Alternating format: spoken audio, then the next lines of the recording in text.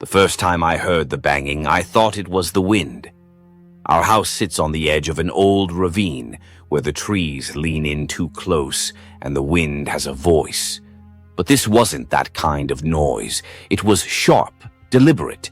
3 loud knocks from the attic above my room. I froze, hand still on the light switch, listening. Then silence. My heart was already beating too fast for logic to calm me. My roommate, Emery, had just moved in 2 weeks ago. He was quiet, a little intense, but friendly enough. We split the rent on this creaking ancient farmhouse because it was cheap, not because it was charming. Emery had taken the master bedroom upstairs, and I stuck to the lower floor. He was out that night, which meant I was alone when it started. An hour later, the knocking came again. Not soft, not distant, like someone was pounding their fists on the floor right above me. I grabbed the flashlight and climbed the staircase, each step groaning under my weight like it resented my presence. I called out to make sure Emery hadn't come home early. No answer. The attic door was at the end of the hallway. It was always locked. Always. I tried the handle anyway. This time it turned. The door creaked open just an inch, and I swear I heard a breath on the other side. Not wind. Breathing. I slammed it shut and locked it again. Something told me not to open it all the way, not yet. I tried to sleep with the bedroom light on, but around 3:12 a.m. the sound came again, closer. Not from the attic this time, from inside the walls. Something was moving between the plaster, dragging itself toward my room. Then came the scratching. Slow, purposeful, and when I looked up, I saw the shape of fingers pressing through the drywall, stretching it from the inside, trying to claw their way out. I didn't scream. I couldn't.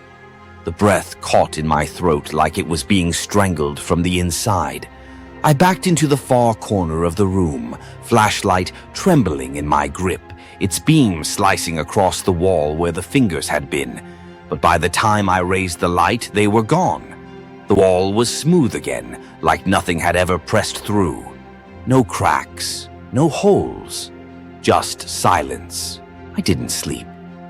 I sat there for the rest of the night, flashlight pointed at the wall, waiting for it to breathe again. Every creak and groan of the old house set my nerves on fire.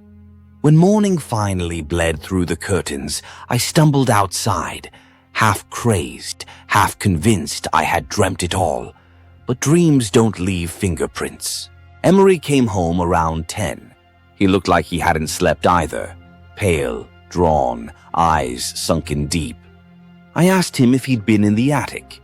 He froze mid-step, eyes twitching toward the staircase like it had spoken. Then he shook his head and muttered, "Don't open that door. Ever."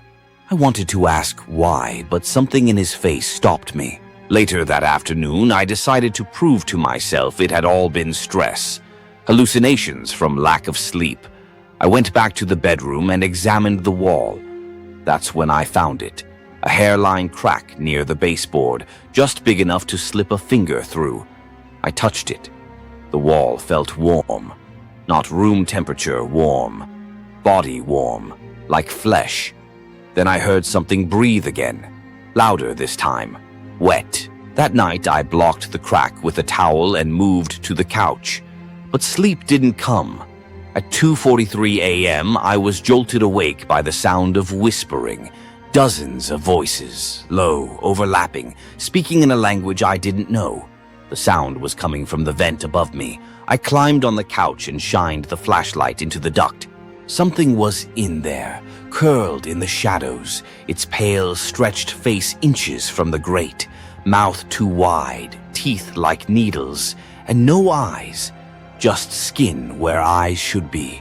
It grinned when it saw me. Then it spoke in perfect English. "Emery, let me in." I fell backward off the couch, the flashlight clattering across the hardwood. By the time I scrambled to my feet and aimed the beam back at the vent, it was gone. Nothing but dust and a faint trail of wet smears leading deeper into the ductwork. My hands were shaking so badly I could barely grip the light. I wanted to believe I was hallucinating, that sleep deprivation had finally tipped me into madness. But I could still smell it, that smell of rot and wet meat. I confronted Emery the next morning. He was seated at the kitchen table, staring blankly at his coffee, like he hadn't moved in hours. I didn't waste time. I told him what I saw.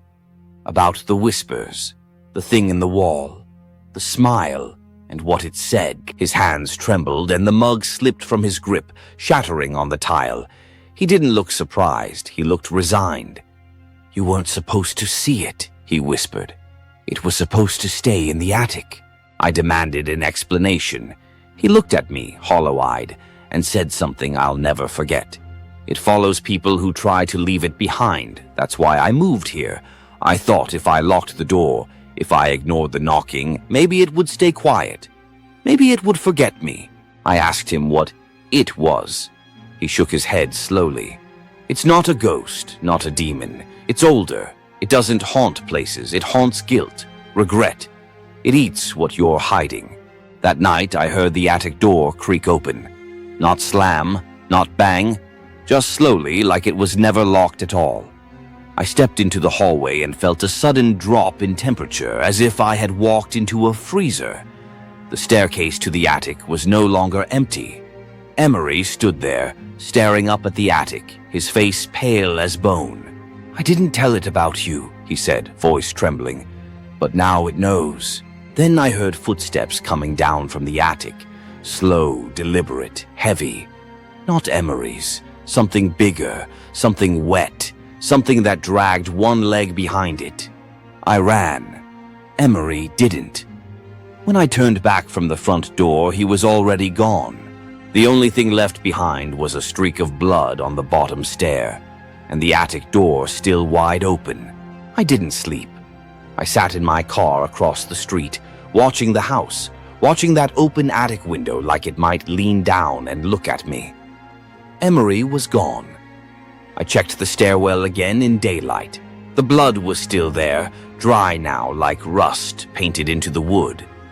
No sign of him, no messages, no note, just silence. I thought about calling the police, but what would I say? My roommate was taken by something with no eyes that lives in the walls? No one would believe me. Hell, I barely believed it myself. But I couldn't leave, not yet. I needed answers. That night I returned to the house. I left every light on. I brought a hammer, a crowbar, and my flashlight. The attic could wait. I had a theory, and it didn't start above me. It started below. The smell was worse now, like something had been dead for a week under the floorboards. I pried one loose near the base of the living room wall. Beneath it, nothing but dirt and cobwebs at first. Then I saw it. Something pale, like skin, stretched taut beneath the dirt. I scraped at it with the claw end of the hammer, and it flinched. Not a thing buried. A thing alive. Something massive, hidden just under the surface, pressed up beneath the entire house like it had grown there. And then it whispered. Not from the mouth, if it even had one, but from inside my own head. "You stayed. Good." He ran. He tasted wrong. I stumbled back and dropped the flashlight. It flickered and rolled, and in the half-light I saw the floor ripple, as if something was moving just under the boards, shifting slowly toward me. I slammed the floorboard back in place and ran upstairs, breathing hard, trying not to vomit. That was when I saw Emery again. He was in the mirror at the end of the hall. Only the mirror. His eyes were black, sunken, his skin pale like something drained him dry. He pressed a bloodied hand against the glass and mouthed something I couldn't hear. So I stepped closer, and then, all at once, he screamed. Not a sound from his mouth, but in the room itself. All the lights exploded at once, and from the shattered bulb above me, a long, slick, pale arm dropped down, followed by a face that had once almost been human. I fell backward, landing hard on the floor as the thing descended from the ceiling. Slow, deliberate, wet strands of hair hanging over its stretched, grinning face. It didn't blink. It didn't breathe. It just watched me. Its smile widened until the corners of its mouth reached where its ears should have been. I scrambled down the hallway, heart punching through my chest, not daring to look back. Behind me, I could hear the thing dragging itself across the wood. Its nails, long, black, clattering like bone, scraped deep grooves in the floor as it crawled after me. I made it to the basement door and threw myself inside, slamming it shut and locking it with shaking hands. Silence, just for a second. Then a knock. Not on the door. From inside the basement. 3 knocks, slow, rhythmic, like a heartbeat. My flashlight flickered again, and when it came back on, there was someone at the bottom of the basement stairs. Emery. He looked normal. No blood, no sunken eyes, just Emery. Same hoodie, same nervous stare. "It's me," he whispered. "You have to listen. I didn't die. I was taken." It pulls you out of yourself and puts something back in. But that thing in the attic, it isn't just a monster. It's feeding on me, on you, on what we hate about ourselves. I wanted to believe him. I did. But then I noticed it. His shadow, it wasn't moving like his body. It twitched, stuttered, lagged a half second behind, and then it smiled. Before I could react, something screamed behind me. No voice, just a blaring sound that felt like metal tearing through bone, and the basement door split open. The creature had changed. Now it wore my face, twisted, wrong, grinning with rows of sharp yellow teeth that didn't belong in any human mouth. "You look better this way," it rasped, reaching out. "Come see what you really are." I ran past the fake Emery, up the basement stairs and out into the hallway. But every mirror I passed reflected something different now. Versions of me, mutilated, burning, screaming, laughing. Not reflections, memories, fears, or maybe futures. The attic door was open again, and from the shadows above, something called my name, my real name. But I had never told Emery what it was. The way it said my name, it wasn't just sound. It felt like it scraped across my bones, like it had been carved into me long before I was born. I froze at the foot of the attic stairs, every instinct screaming to run, to leave, to burn the place to ash. But something stronger kept me rooted there. Not courage, not stupidity. Curiosity. Maybe it already had its hooks in me. The house fell dead silent. No floor creaks, no distant breathing, no whispers. Just that open attic above me, blacker than night, calling. I started to climb.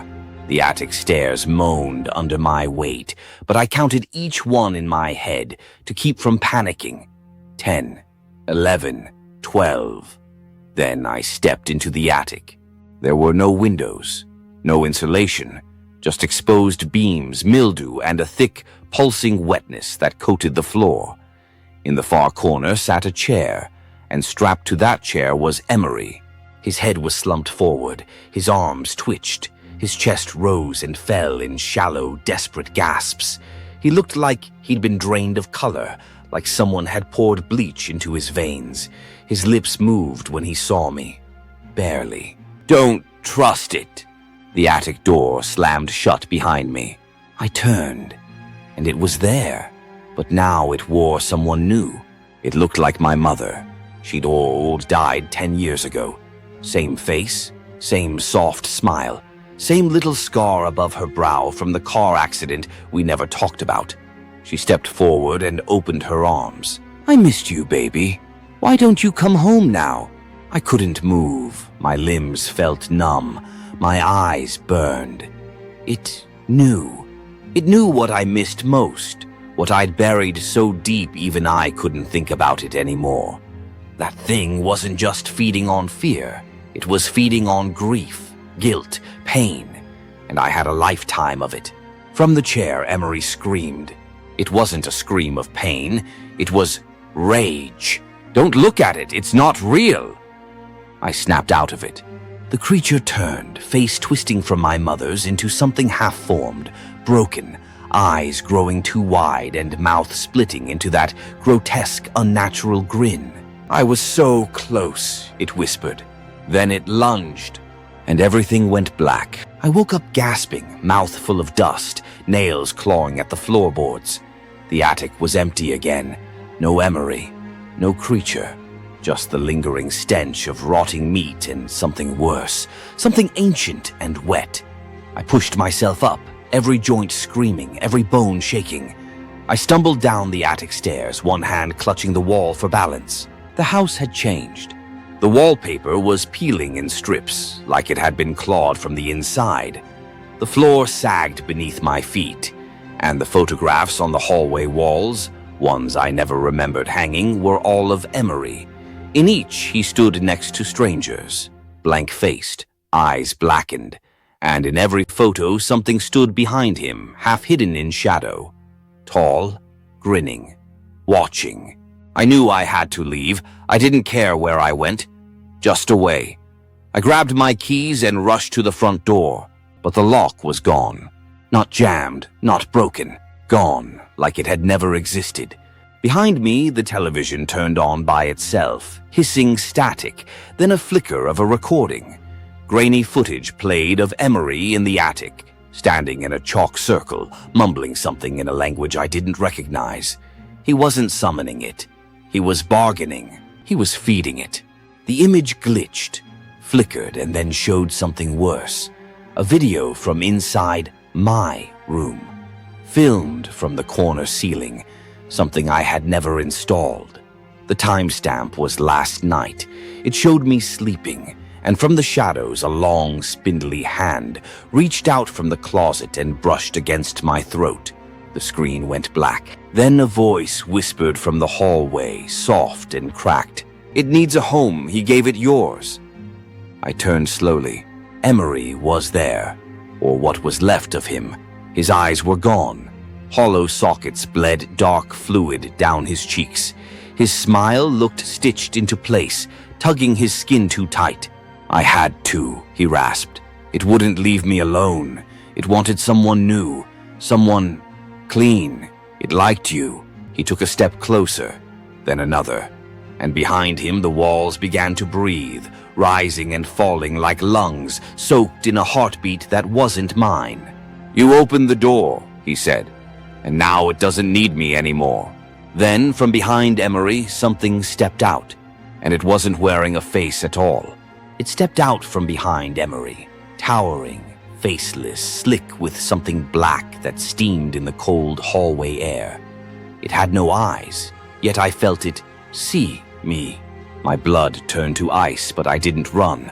Not this time. It moved slowly, arms too long, dragging fingertips along the walls, leaving scorched trails where the wallpaper curled and blackened.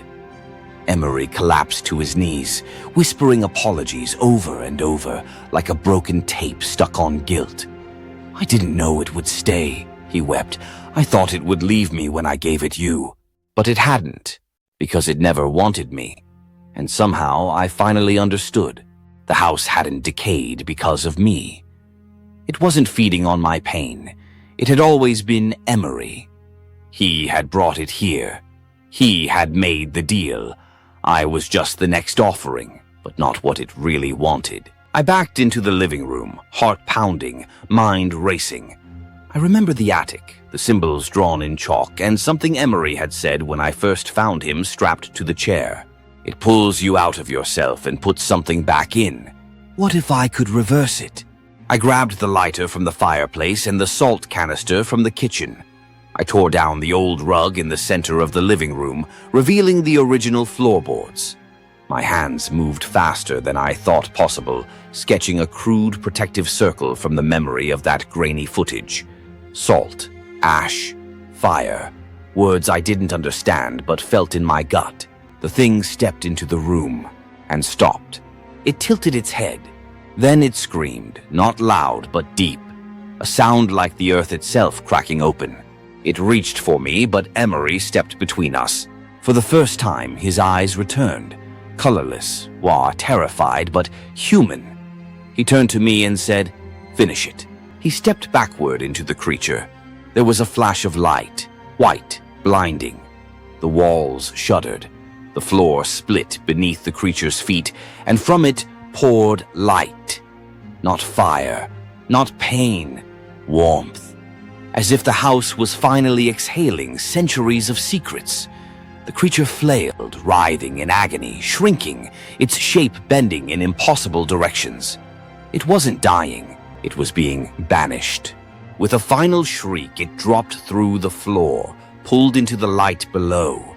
Emery screamed as he was dragged with it, but he didn't fight. He chose it. The house went still. The rot peeled away, the walls straightened, the air cleared, and the light stayed. Days passed. I didn't leave immediately. I needed to know it was really over. No whispers, no footsteps, no smiles in the walls. Then one morning I walked outside, and for the first time since moving in, the sky above the house was clear. The trees swayed, not menacing, but peaceful. I left that day, but before I did, I placed a single photo of Emery on the mantel. He wasn't the villain, just a broken man who tried to escape something that had already dug too deep. Sometimes at night I still dream of the attic, but the creature is gone, and Emery is finally smiling for real.